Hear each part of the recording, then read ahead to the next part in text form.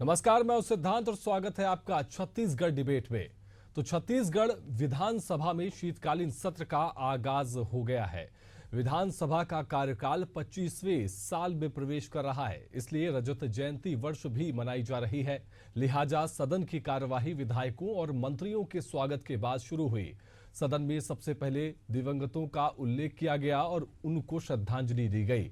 इसके बाद प्रश्नकाल शुरू हुआ। कार्यवाही में प्रश्नकाल का समय छोटा जरूर रहा, लेकिन हंगामा जोरदार हुआ। प्रश्नकाल में भाजपा विधायक सुशांत शुक्ला ने बिलासपुर में जमीन पर अवैध कब्जे का मामला उठाया तो सरकार ने जांच कराने का ऐलान भी कर दिया। इसके बाद वन, पीएचई और सहकारिता विभागों से जुड़े सवालों पर भी हंगामा हुआ। प्रश्नकाल के बाद धान खरीदी के मुद्दे पर विपक्ष ने घेरा और स्थगन प्रस्ताव लाया। पूर्व मुख्यमंत्री भूपेश बघेल ने आरोप लगाया कि किसान परेशान हो रहे हैं, सोसाइटियों में लिमिट खरीदी हो रही है, बफर स्टॉक से धान सोसाइटी में रह गया है, धान खरीदी अधिकांश जगहों में बंद हो रही है, खरीदी केंद्रों में नोटिस चस्पा कर दिया गया है, सरकार धान खरीदी को प्रभावित कर रही है।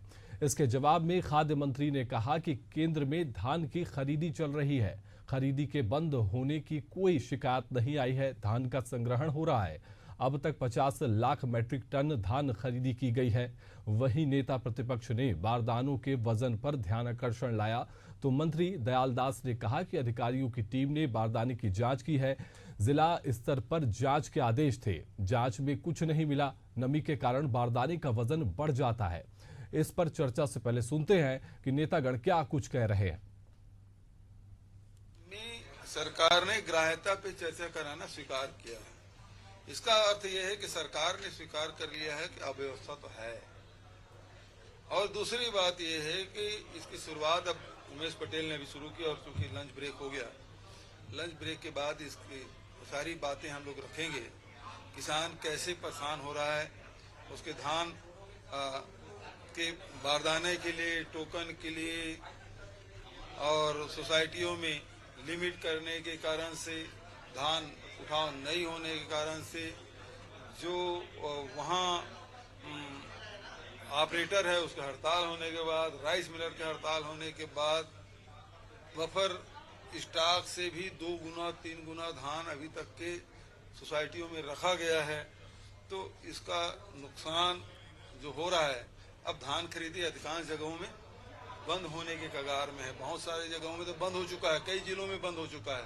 अब अधिकांश जगहों में भी धान खरीदी बंद हो जाएगा। वहाँ बोर्ड चस्पा कर दिया गया। अब आज से हमारे यहाँ सातरा में 9 तारीख से ही।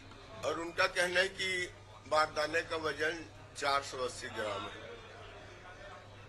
मैं पुनः जिला स्तर के अधिकारियों को सवेरे भेज करके बारदाना के जांच कराया हूं। अधिकारियों का टीम गया था, उसमें ऐसा नहीं मिला। बारदाने में नमी होता है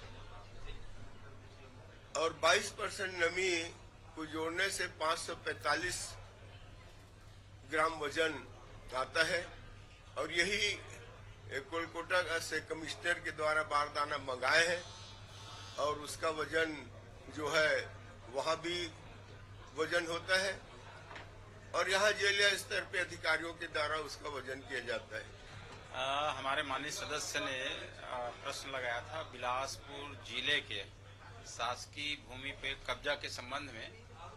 तो बताया गया कि बिलासपुर जिले में करीब 563 शासकीय भूमि पे अतिक्रमण की शिकायत मिली है और कुछ का निराकरण कर लिया गया है और कुछ पे कार्रवाई चल रही है।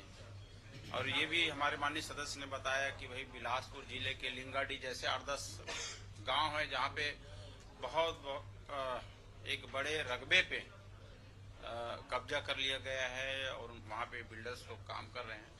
तो हमने कहा कि भैया उसकी पूरी जानकारी हमको दे दे, फिर एक कमेटी गठित करके उसकी हम जांच कराएंगे, कार्रवाई कराएंगे, फिर उसके बाद उसको अतिक्रमण से मुक्त कराएंगे। चलिए, इसी विषय पर चर्चा के लिए हमारे साथ खास मेहमानों का पैनल जुड़ चुका है। सभी से आपका परिचय करा देते हैं। आपको बता देते हैं कि हमारे साथ बीजेपी का पक्ष रखने के लिए वासु शर्मा जुड़ चुके हैं। आपका बहुत स्वागत है। रुपेश दुबे कांग्रेस प्रवक्ता हमारे साथ जुड़ चुके हैं, आपका भी बहुत स्वागत है। वहीं वरिष्ठ पत्रकार के सिकंदर सर भी हमारे साथ जुड़ चुके हैं, आपका भी बहुत स्वागत है। तो मेरा पहला सवाल वासु जी आपसे है कि विधानसभा सत्र का जो है शुरुआत हो गई है और आज का जो दिन था वो काफी हंगामेदार भी रहा। वहां पर विपक्ष ने सवाल भी उठाए, सरकार ने जवाब भी दिया। वहीं बीजेपी के जो विधायक हैं उन्होंने भी सवाल उठाए, उसका भी जवाब दिया गया। और कितनी तैयारी यहाँ पर सरकार को है, क्योंकि कई सवाल हैं जिसके जवाब सरकार को इस सत्र में देने होंगे। देखिए, सबसे पहले तो एशियन न्यूज़ के सभी दर्शकों को नमस्कार, पैनलिस्ट साथी जितने बैठे हैं उसको सभी को नमस्कार। निश्चित रूप से विधानसभा का सत्र होता है तो सारे विधायक अपना सवाल लगाते हैं और प्रश्न भी उठाते हैं, और निश्चित रूप से विपक्ष का काम भी है वो सवाल लगाए और सरकार जवाब देगी। हर मुद्दे में चर्चा करने के लिए सरकार तैयार है, लेकिन तथ्य होने चाहिए। जैसे आरोप आप लगा रहे हैं तो उसका कुछ तथ्य होना चाहिए। बेवजह के आरोप लगाना और भ्रम की राजनीति करना ये कांग्रेस पार्टी की आदत हो गई है। लगातार कांग्रेस पार्टी झूठ फैला रही है, किसानों के मुद्दे पे हो जाए, चाहे कोई और मुद्दे हो जाए, चाहे लॉ एंड ऑर्डर की बात कर लें, ये ऐसे अफवाह फैलाते हैं केवल, और कुछ इनके पास कुछ नहीं है। छत्तीसगढ़ में पिछले 1 साल में इतने काम हुए जितने इनके 5 साल में नहीं हुए। मैं आपको बता देना चाहता हूँ, हम 3100 रुपये 21 क्विंटल में धान खरीदी कर रहे हैं। हम महतारी वंदन योजना के तहत 70 लाख महिलाओं को 1000 रुपये दें, 10वां किस्त चला गया। कांग्रेस ने भी वादा किया था हम 500 रुपये आएंगे, सरकार बनी के देंगे, लेकिन 5 साल तक किसी को 5 रुपये नहीं मिला। यहाँ पर पीएससी घोटाला, जो भ्रष्टाचार का आरोप हम पे लगा रहे हैं, इनके ज़माने में कितने भ्रष्टाचार हुए और कितने की जांच चल रही है, कितने लोग जेल के अंदर है, छत्तीसगढ़ की जनता और सभी लोग जानते हैं। तो कांग्रेस ये बात पहले तथ्य रखे कि भ्रष्टाचार हुआ है तो कहाँ हुआ है, इसका तथ्य पेश करे। केवल बोलने बस से भ्रष्टाचार नहीं हो जाएगा। दूसरे, पिछले समय सरकार में जो भी काम थे, अभी जैसे आप कुछ दिन पूर्व देखा होगा, टीएस बाबा ने सरकार की तारीफ की कि भाई जो बकाया पिछला काम था सरकार का, उसको भारतीय जनता पार्टी की सरकार पूरा कर रही है। वो एक ट्वीट में लिखते हैं कि बड़ा दुख होता है कि मैं इसे अपने कार्यकाल में पूरा नहीं कर पाया। 239 करोड़ रुपए पिछले एक समय जो मिल जाना था उसको कांग्रेस सरकार नहीं दी, उसने भारतीय जनता पार्टी की सरकार ने पूरा। यही अंबिकापुर मेडिकल कॉलेज में 119 करोड़ रुपए की लागत मेडिकल कॉलेज में बढ़ गई, लेकिन उसको पिछली सरकार नहीं दे पाई, वो भारतीय जनता पार्टी की सरकार दे रही है। इस 100 दिन के सरकार में, एक साल के सरकार में 4 नए मेडिकल कॉलेज खोलने की घोषणा हुई है, जिसके टेंडर भी जारी हो गया। तो लगातार, और नक्सलियों के मामले में 1 साल के अंदर, अभी गृह मंत्री छत्तीसगढ़ दौरे पे हैं, उन्होंने स्पष्ट बताया कि 1 साल के अंदर 217 से ज़्यादा नक्सली मारे गए हैं और करीब 1700 लोग से ज़्यादा सरेंडर किए हैं। हम नेल नार योजना के तहत हम अंदरूनी गांव में कैंप खोल रहे हैं और सरकार की योजनाओं को आदिवासी भाई बहनों को लाभ पहुंचा रहे हैं। अलग से 15,000, गृह मंत्री जी बता रहे थे, गृह मंत्री ने बताया अलग से 15,000 घर उन आदिवासी भाई बहनों के लिए स्वीकृत किए हैं जो नक्सली और मुख्य धारा से जुड़ने का काम, अलग से 15,000 घर स्वीकृत किए हैं। तो आदिवासी हो चाहे शहरी क्षेत्र हो, और 20,000 करोड़ के रोड इंफ्रास्ट्रक्चर के काम आप देखेंगे कैसे 4-4 फ्लाईओवर रायपुर में स्वीकृत हुए हैं। ये काम पहले 5 साल में कहीं दिखाई नहीं दिए। देखिए 1 साल में गति पकड़ी है विकास की, और निश्चित रूप से 5 साल के अंदर भी छत्तीसगढ़ विकास की पथ के आगे बढ़ेगा। रुपेश जी, शायद सरकार तो पूरे काम कर रही है, जनता के लिए काम कर रही है, यहाँ पर वासु जी ने साफ कह दिया है, और आप जो है अनर्गल जो है सवाल उठाते हैं और तथ्यहीन सवाल उठाते हैं, ऐसा भी यहाँ पर उन्होंने अपनी बातों से कहा है। सिद्धांत जी नमस्कार जी, के सिकंदर जी नमस्कार, वासु भाई नमस्कार। देखिए, जिस प्रकार से विधानसभा का सत्र प्रारंभ हुआ है और छत्तीसगढ़ धान का कटोरा है, छत्तीसगढ़ धान का कटोरा होने के बाद यहाँ किसान, सबसे पहले बात करेंगे कृषि मजदूर अपनी योजना के लिए परेशान है। दीनदयाल उपाध्याय कृषि मजदूर कल्याण योजना लागू करने की बात इन्होंने करी थी, उन्होंने इसमें लागू नहीं किया। और कृषि विद्या निधि, जो खेतीहर मजदूर है, सीमांत किसान हैं, उनके बच्चों को छात्रवृत्ति देने की बात करी थी।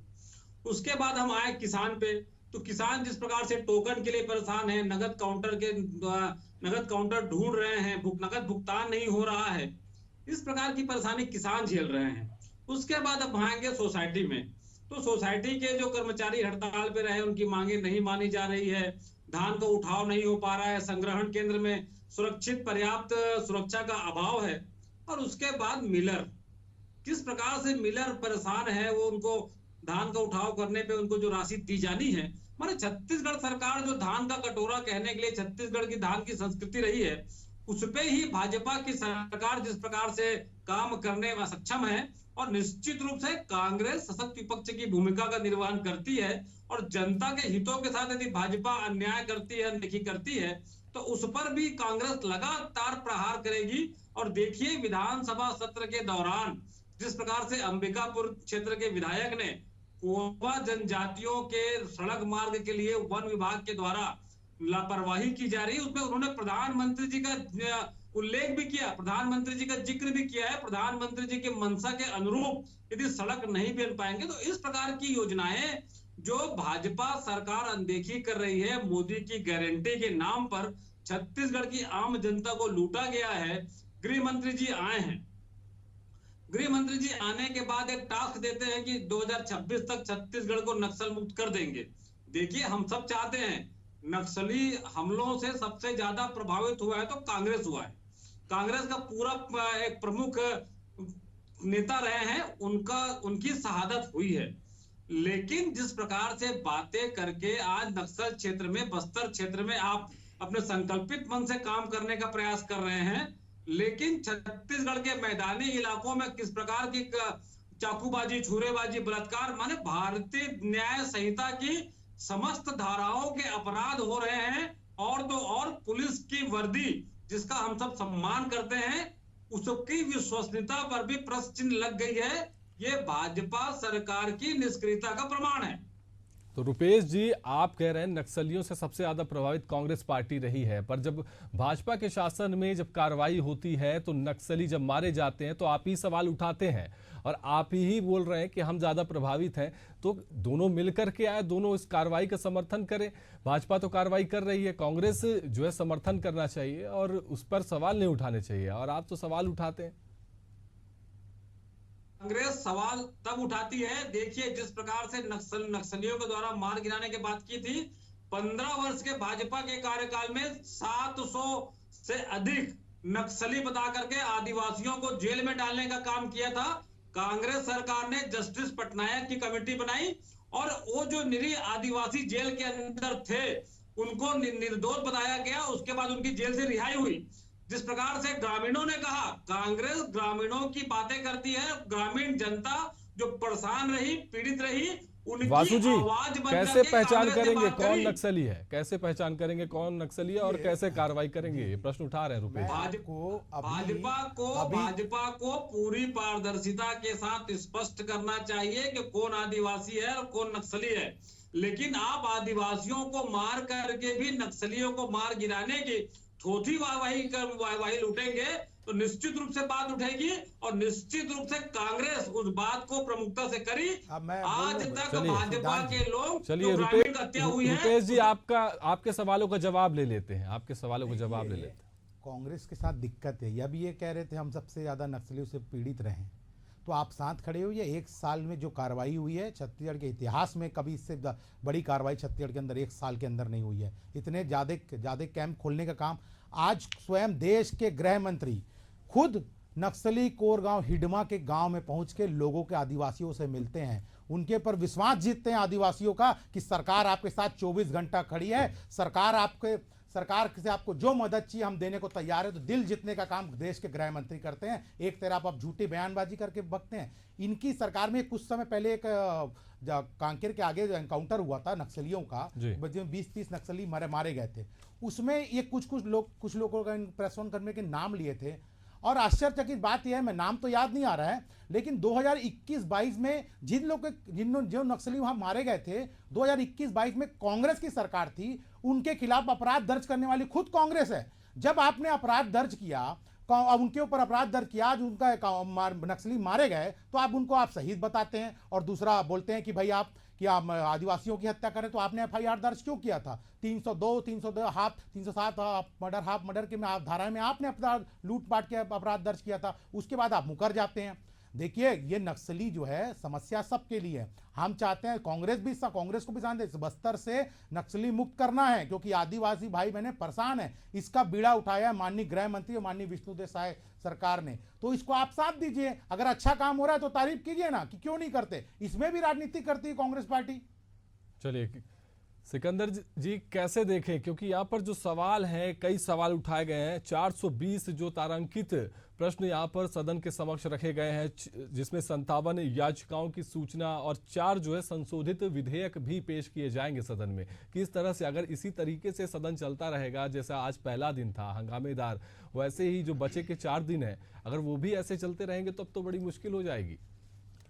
जिस प्रकार से सवालों की संख्या है, तो वो मेरा मानना है कि विधायकों को समय पर्याप्त मिलना चाहिए। जिनके सवाल हैं वो तो लिखित सवाल दे दिए जाते हैं, तारांकित सवाल जो होते हैं, हालांकि उसका नियम है तारांकित सवालों का जवाब मंत्री जो है वो लिखित तौर पर मंत्रियों को भेज देता है, वो सदन में उसकी चर्चा नहीं होती जी। कुल 814 प्रश्न है। हाँ लेकिन प्रश्नकाल एक ऐसा अवसर होता है जब विधायकों को अपने अपने क्षेत्र में मामला उठाने का पूरा अवसर मिलता है, क्योंकि प्रश्न के साथ ध्यानाकर्षण प्रस्ताव होता है, उसके अपने तरीके हैं, स्थगन प्रस्ताव है, उसके अपने तरीके हैं। इससे तारांकित प्रश्न जो आप गिना रहे हैं, मुझे जहाँ तक पता है तारांकित प्रश्न जो है इसके उत्तर जो है सदन में नहीं दिए जाते हैं, मंत्री उसको लिखित तौर पर उनके पास भेज देते हैं जैसे उनको लगाया जाता है।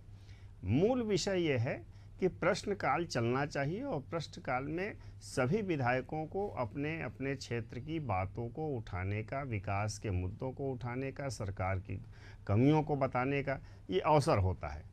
तो सत्र का लाभ जो है सत्ता अपने कामों के लिए करे और विपक्ष जो है अगर उन कामों में कोई कमी रह गई है तो उसको उठाने का काम करे। और सरकार को चाहिए कि विपक्ष के अगर कोई आलोचना आती है या विपक्ष किसी चीज़ों को कह रहा है तो उसको भी गंभीरता से लिया जाना चाहिए, क्योंकि सरकार और प्रदेश ये दोनों दलों का है।